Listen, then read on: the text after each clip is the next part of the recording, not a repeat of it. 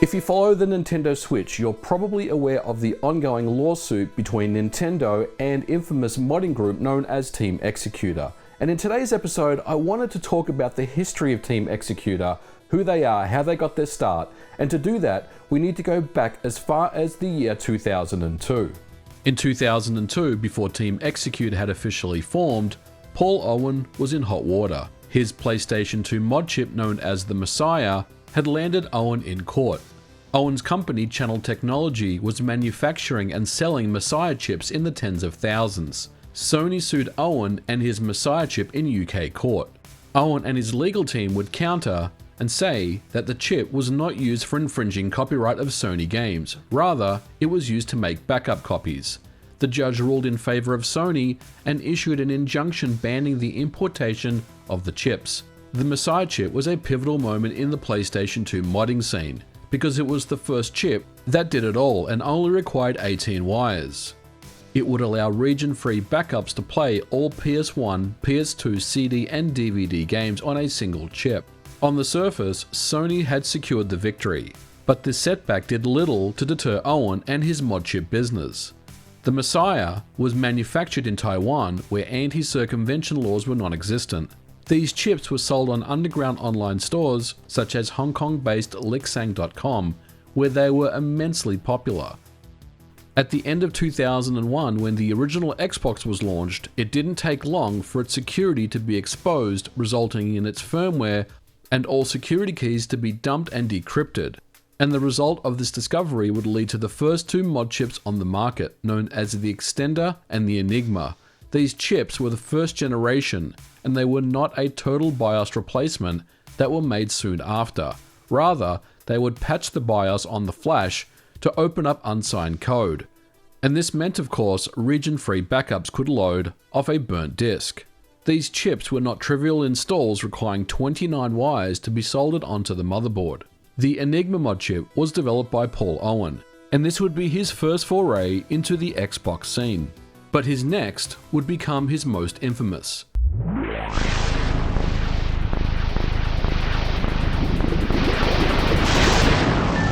On July 23rd of 2002, the Enigma mod chip, while sold well, was discontinued, and on July 26th, a new mod chip was announced, known as the Xecuter.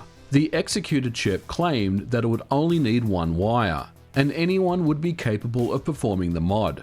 The chip itself would retail for $50 and would attach to the topside LPC port like all other mod chips at the time. This meant while 9 connection points needed to be soldered, indeed it was true that only one wire needed to be soldered from the mod chip onto the Xbox motherboard. Whether you consider this misleading marketing or not, it turns out that the Xecuter was a huge seller, and Team Xecuter soon became a name synonymous with the original Xbox. And as it turns out, Team Xecuter was Paul Owen all along. From here, Team Xecuter released many more products for the original Xbox, updating their Xecuter mod chips, offering true solderless adapters, and even control panels with LCD displays that attached to the front of the original Xbox hardware. They would also work on custom BIOSes that took advantage of their own hardware.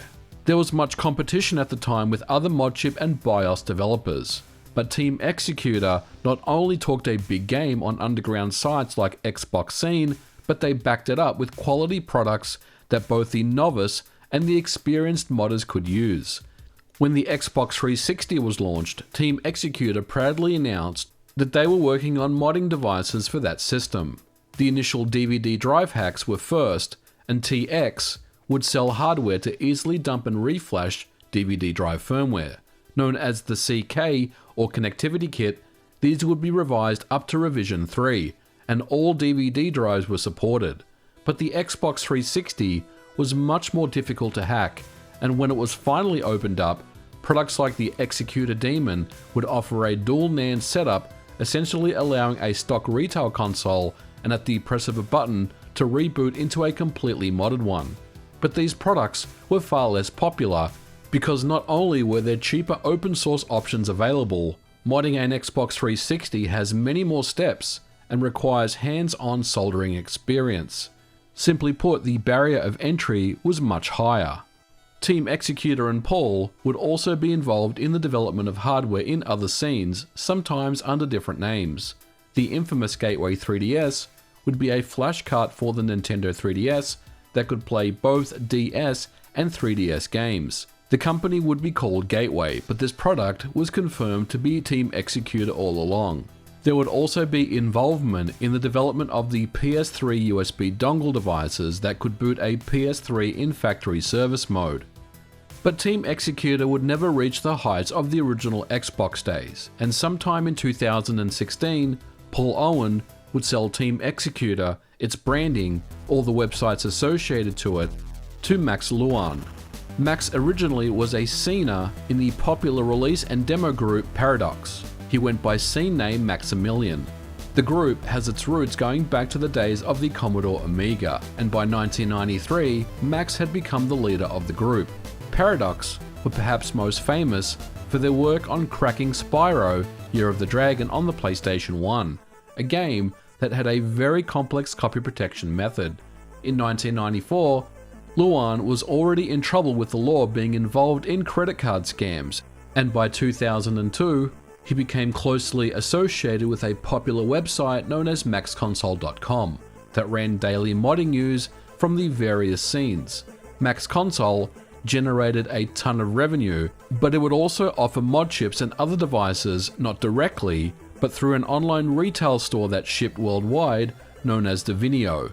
When Lixsang.com was shut down after its loss in court to Sony, Divinio was the place to go if you wanted to buy the latest and greatest mod chip. Divinio was owned by Max, and later would assume full ownership of maxconsole.com, after the original owner, who ran the site known as Zeus, had left the scene. In 2009, Max and Divinio was sued by Nintendo for selling Nintendo DS flash cartridges, but the ruling in the Paris criminal court would be in favor of Divinio. Nintendo would lose the case. Max Console would report that Nintendo had been accused of purposely preventing people from developing for their consoles.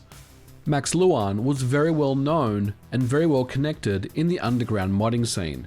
One high-profile individual known as Kim.com has been a close friend of Max since the days of Paradox. It's these connections, along with his website maxconsole.com and Divinio bringing in tens of thousands of dollars per month, allowed Max to strike a deal with Paul Owen and purchase Team Xecuter sometime in 2016. Under new management, Max brought in some of his team. Gary Bowser, who went by scene name Gary OPA, was a part of the original Xbox scene days.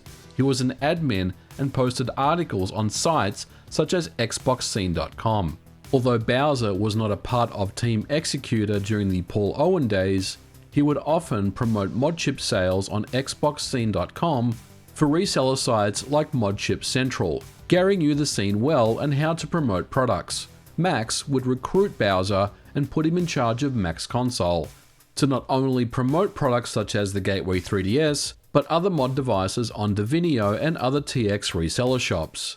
The name Team Xecuter, however, wouldn't be heard from in years. The new management would take a low profile. But behind the scenes, they were still active. The Gateway 3DS, the Stargate, the True Blue Mini, the Classic 2 Magic were all products of Team Xecuter, albeit under different company names. It wouldn't be until the Nintendo Switch where the infamous Team Xecuter name would resurface. In 2018, Team Xecuter would return in a big way. When the Nintendo Switch was released, it would not be long before an exploit was found on the Switch by bridging 2 points on the right Joy-Con rail with a paperclip. With the right combination of button presses, it was possible to power the device into USB recovery mode. While not the first, Team Xecuter did what they do best, with the announcement of a simple and easy to use solution known as the SX Pro. This was a small USB device that plugged into the USB-C port that contained a payload. This meant that it was possible to boot into SXOS without requiring the paperclip and the RCM method every single time. Although Team Xecuter did not discover the RCM hack, they have a knack of making easy to use products that just work. Gary Bowser once again would promote Team Xecuter products on websites such as GBA Temp and MaxConsole.com. To use SXOS, you would need to purchase a license key from Team Xecuter's website. This upset many in the community because the exploit was free and open source, so Team Xecuter offered the SX Core, which simply would allow the SX Pro to boot into an open source payload such as Atmosphere without a license. Team Xecuter would also be the first to provide a solution for the Nintendo Switch Lite, but once again relied on the purchase of a license key to use SXOS, and by this time, Nintendo wasn't playing around. Early in 2020, many Team Xecuter websites went offline for a short time. Nintendo had attempted to bring down their websites and other resellers of SXOS products, with some success. But it wouldn't be until October of 2020 where Max Luan, Gary Bowser, and Wan Chen were charged in a federal indictment in the USA for their involvement with the Nintendo Switch SX mod chips. Gary Bowser would be extradited to the US and pled guilty to numerous charges, but the main one is conspiracy to traffic in circumvention devices. Max Luan remains in France, and while being charged, he's unlikely to be ever tried in the US. The third person, Wan Chen, oversees the manufacturing and distribution of all Team Xecuter products in China. He was also charged, but is unlikely to face extradition and trial in the US. Many big media outlets reported that this may be the end of Team Xecuter, but is that really true? Although Bowser was arrested and took a plea deal, Luan has been in this situation before and is unlikely to ever face trial. And while websites are all taken offline and there is no way to purchase Team Xecuter products currently, they could simply resurface under a different name. So what does the future hold for Team Xecuter? Are they well and truly done after this trial ends? Well, that really does depend. It doesn't seem likely that Max Luan and Wan Chen will ever face trial in the United States. And in the past, when Max has been in trouble like this, usually a few years will go by, he will kind of go underground and then resurface with a brand new product under a different name. So there's a very good chance that that could just happen again, that the SXOS products could just continue on, albeit in much more of an underground space. But, you know, if you still want to get an SXOS product, it's probably something that you can still get your hands on. But I do want to really just kind of point out that while I was covering the story, you know, we're spanning 20-something years, over 20-something years of Team Xecuter being in this business. And I think, you know, you get to a point where you're not a 20-something-year-old, you're a 40-something-year-old, and doing these types of things when you have families, when you have kids, really just makes it kind of sad that some of these scene guys never really got out of the scene. They are still in it, and they're a lot older these days, and they've got a lot more to lose, especially when families are involved. But that's just my take on this. Let me know your thoughts about the Team Xecuter story in the comments below. I have done my best to try to build the timeline of events. And look, if there's information that's not accurate or I missed something, just send me an email, send me a DM, let me know. I'd be more than happy to update that for you. I just wanted to paint the picture about who Team Xecuter was, because they've been around a long time, a lot more than most people probably think, and you know, there's a lot of history there. But we are going to leave it here for this episode. Thank you so much for watching. If you liked it, don't forget to put a like on it, and I'll catch you guys in the next video. Bye for now.